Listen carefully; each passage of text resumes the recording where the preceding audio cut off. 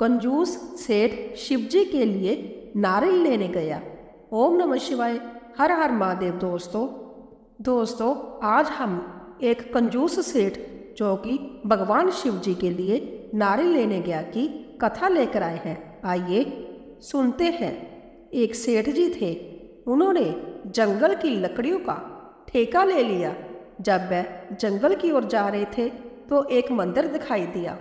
वह विचार करने लगे कि अगर मुझे इस काम में लाभ हुआ तो भगवान यह 10% आपका।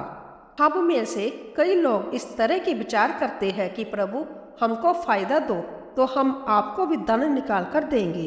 अब है तो सब भगवान का और हम भगवान को कहते हैं कि हम दो तो हम आपको धन देंगे। क्या भगवान के पास कोई कमी है? पर हमारा स्वभाव है।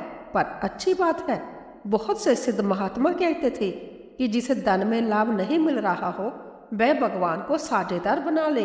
अब भगवान साझेदार बन गए तो व्यापार में तो नुकसान कभी पड़ेगा ही नहीं। इसी तरह अब सेठ ने कहा, महाराज अगर फायदा हुआ तो 10% आपका। ऐसा सोचकर वह भगवान शंकर के मंदिर के बाहर से गुजर गया। अब उसने व्यापार किया, लकड़ियां बेची और इस बार 5000 का फायदा हुआ। अब 5000 का फायदा हुआ तो 10% 500 हुए ना। वह सेठ जी बड़े कंजूस थे, नाम था पलटू दास। सेठ ने विचार किया 500 का फायदा भगवान को देना है। ऐसा विचार करके वह भगवान के पास जाने को तैयार हुए। वह बहुत कंजूस थे। उन्होंने रो धो के हाथ में पैसे पकड़े। उस समय चांदी के सिक्के चलते थे। चांदी के सिक्कों को उठाया तो हाथ में पसीना आ गया।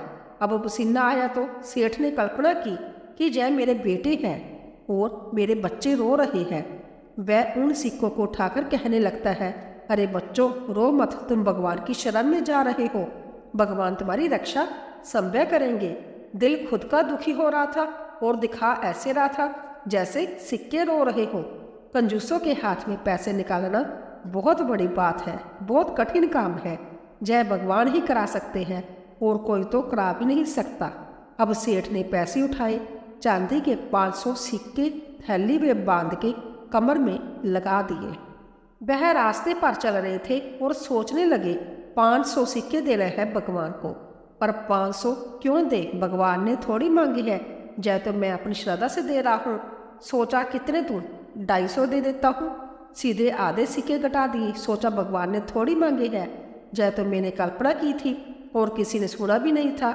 उन्होंने 250 सिक्के अलग निकाल दिए। मंदिर तक पहुंचकर विचार किया 250 भी क्यों देने हैं, हम भी तो ऐसा करते हैं ना, बोलकर मुकर जाते हैं। इसका परिणाम शास्त्रों में बताया गया है, वह कभी और बताएंगे। अब उसने विचार किया 250 भी क्यों देने हैं, एक काम करता हूँ 125 दे देता हूँ। 125 मैं खुद किसी अच्छे कार्य में लगा दूंगा। यह बहुत बड़ा चक्कर है, अपने हाथों से लगाना और दूसरों के हाथों से कराने में दिन रात का फर्क होता है। और दान का भाव जब मन में आ जाए ना तुरंत कर देना चाहिए। आप सबने महाभारत का इतिहास सुना है ना। युधिष्ठिर जी बैठे थे, एक व्यक्ति उनके पास आया और कहा, मैं बहुत गरीब हूँ, दान दो। तो सैनिक ने कहा, अभी युधिष्ठिर जी व्यस्त है, कल आना, अभी नहीं दे सकते। उन्होंने कहा है कल देंगे। जय सुनकर भीम ने बहुत जोर से नगाड़ा बजाना शुरू किया। सारी सभा एकत्रित हो गई। सब सोचने लगे क्या हुआ, युद्ध चल रहा है, लड़ाई चल रही है, इस प्रकार नगाड़े क्यों बज रहे हैं। सभी भीम के पास आए। युधिष्ठिर जी भी आए। कहा, भीम क्या हुआ, इतना जोर से नगाड़े क्यों बजा रहे हो, कौन सी बीजें प्राप्त हुई है? भीम ने कहा, भैया आपने बीजें प्राप्त की है। युधिष्ठिर जी ने पूछा, कौन सी बीजें? भीम ने कहा, लोगों को पता नहीं है कि कब मौत हो जाए और आपको पता है कि कल तक आप जीवित रहेंगे। युधिष्ठिर जी ने आश्चर्य से पूछा, वह क्या है? भीम ने कहा, आपने उस गरीब को कहा है कल आना, कल दान दोगे। युधिष्ठिर बोले, हाँ बोला है। भीम ने कहा, कल तक आपको भरोसा है कि आप जियोगे? युधिष्ठिर जी के नेत्र खुल गए। कहा, भीम तुमने हमारी आंखें खोल दी। जहाँ मौत का भरोसा नहीं, किसी पल भी आ जाए, और हम बड़े बड़े भरोसे देते हैं। अब सेठ जी के मन में आया, पर बार बार विचार बदलता गया। उस समय तुरंत अगर चढ़ा देते तो कल्याण होता। अब 500 से कहाँ तक आ गए, 125 तक। मंदिर की सीढ़ियों पर पैर रखा तो बहुत सारे लोग मंदिर जा रहे थे। मंदिर में सबके हाथ में 2 अगरबत्ती और एक नारियल था। सबसे पूछा, जे क्या कर रहे हो? कहा, जहाँ की परंपरा है, जिसके मन की इच्छा पूरी हो जाती है वह जान 2 अगरबत्ती जलाता है और एक नारियल चढ़ाता है। सेठ जी ने कहा, इस दुनिया में मुझसे बड़ा महामूर्ख कोई है ही नहीं। जहाँ लोगों का नारियल से काम हो रहा है और मैं भंडारा करा रहा हूँ, पैसे दे रहा हूँ। सोचने लगे, नहीं, यह तो गलत बात है, मैं भी नारियल ही चढ़ा दूंगा। अब सेठ जी बाहर आए नारियल वाले की दुकान पर। नारियल वाले से पूछा, भाई क्या रेट है? उसने कहा, 2 आने का। कहा, मंदिर के बाहर दुकान है और लूट रहे हो?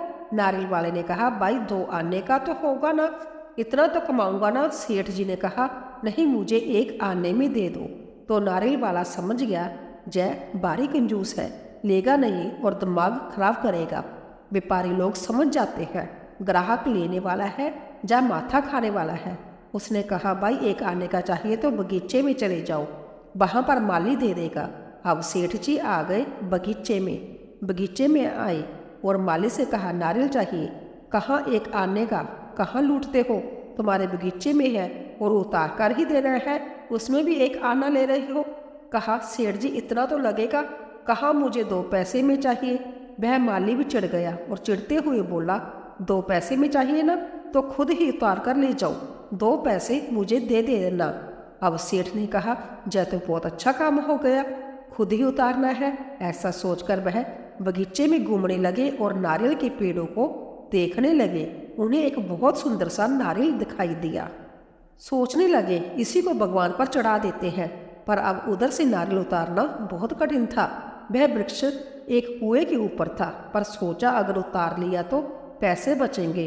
2 नारियल उतर गए तो 1 भगवान को चढ़ाएंगे और 1 अपने घर ले जाएंगे, बीवी बच्चों को खिलाएंगे, कह देंगे प्रसाद मिला है। अब वह 2 नारियल के चक्कर में आ गए। उधर वृक्ष के नजदीक बहुत प्रयास किया, कैसे चढ़ूं, क्या करूं। गए माली के पास और माली से कहने लगे, यार औजार तो दे दो चढ़ने के लिए। माली ने कहा, सामने पड़ा है, उठाकर चढ़ जाओ। अब रस्सी उठाई और पेड़ पर चढ़ने के लिए एक औजार होता है जो फिक्स हो जाता है। वह साधन उठा लिया और चढ़ने के लिए अब वृक्ष पर चढ़ तो गए। एक नारियल तोड़ा, दूसरा नारियल तोड़ रहे थे तो औजार हाथ से छूट गया, रस्सी खुल गई और धड़ाम से अड़क गए डाली पर। अब नीचे कुआं और ऊपर सेठ जी के लड़के पड़े हैं। वह जोर जोर से चिल्लाने लगे, कोई बचाओ, कोई बचाओ। पर बगीचे में कोई था ही नहीं। थोड़ी देर बाद वहां से एक पंडित जी गुजरे। पंडित जी ने देखा कि यह आवाज कहाँ से आ रही है। देखा तो सेठ जी लटके पड़े हैं। पंडित जी ने आवाज लगाकर पूछा, अरे भाई कौन हो? कहा, मैं सेठ हूँ। कहा, कैसे अटके हो? कहा, नारियल लेने आया था। मैंने सोचा अपने बाप से भगवान को संबे चढ़ाऊं, पर अब मैं जहाँ अटक गया हूँ, तुम मुझे बचाओ, मेरी रक्षा करो, मैं तुम्हें पैसे दूंगा। उसने पूछा, कितने दोगे? सेठ ने कहा, 50 रुपये दूंगा। अब पंडित जी ने विचार किया, कहा, 50 नहीं, मुझे 100 चाहिए। तो उसने कहा, 100 देने को तैयार हूँ, मुझे बचाओ तो सही। पंडित जी ने विचार किया, 1 महीना कथा करता रहूँ सब जगह, तब भी मुझे 100 रुपये नहीं मिलेंगे, और इसे बचा दिया तो 2 मिनट में फ़ायदा ही फ़ायदा हो जाएगा। कहाँ अभी बचाते हैं। ऐसा सोचकर बचाने का प्रयास किया। अब इधर उधर देखा, कैसे बचाऊं। तो माली के पास एक ऊंट था। माली को कहा, मुझे ऊंट दे दो, काम है। अब वह ऊंट को लेकर आए और ऊंट की आंखों पर पट्टी बांध दी, जिससे ऊंट का ध्यान कुएं की ओर ना जाए, नहीं तो खड़ा नहीं रहेगा, ना डर जाएगा ऊंट भी। अब ऊंट का सहारा लेकर पंडित जी सेठ जी को बचाने लगे।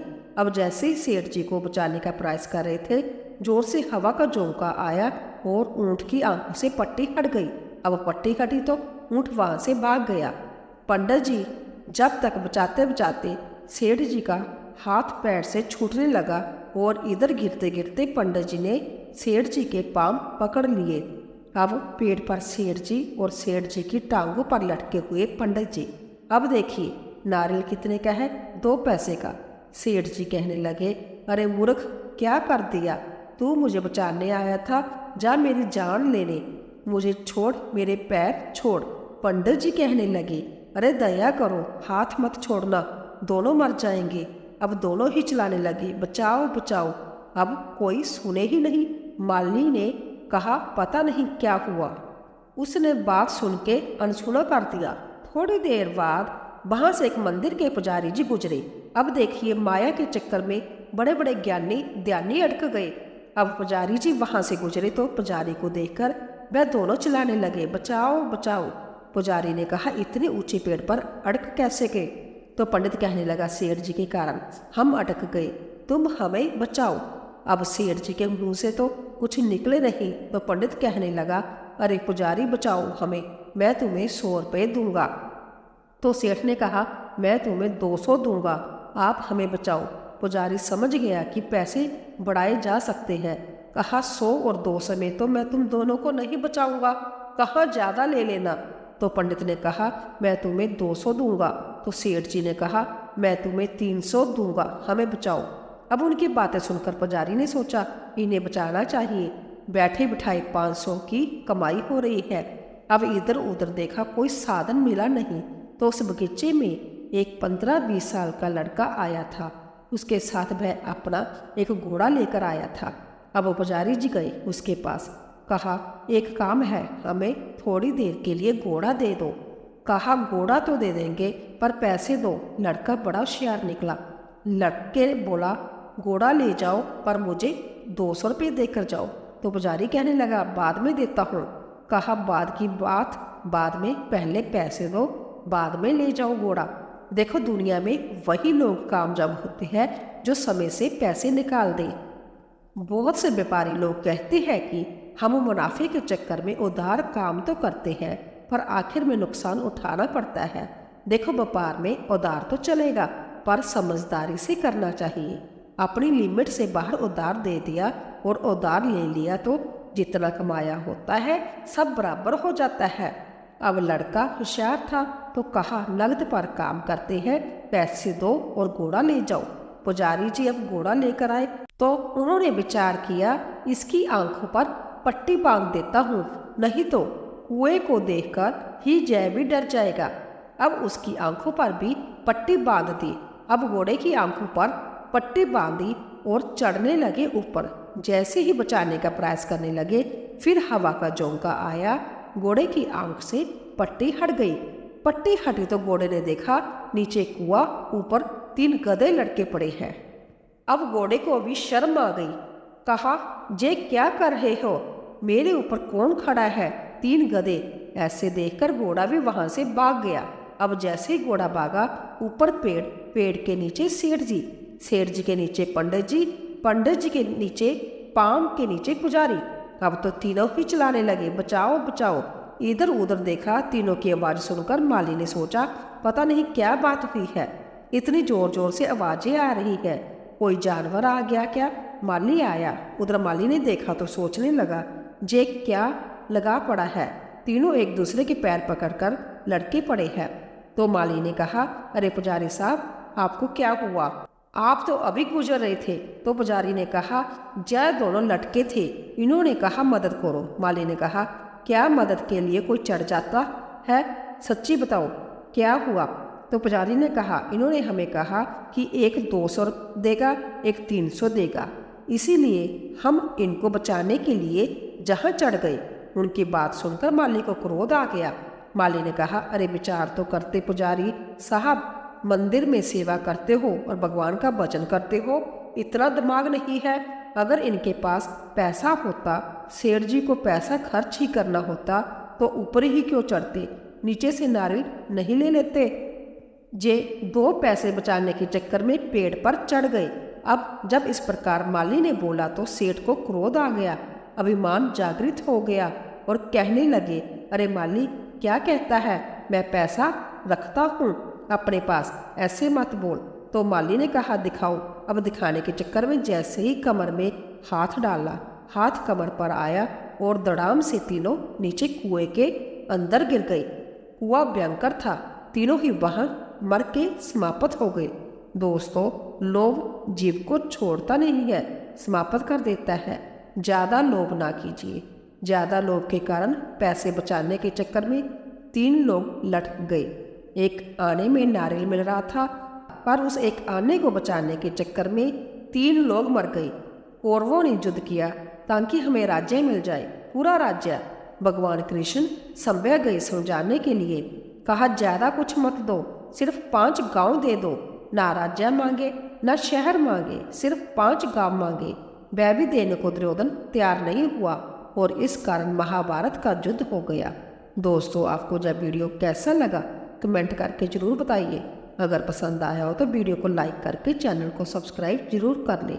धन्यवाद।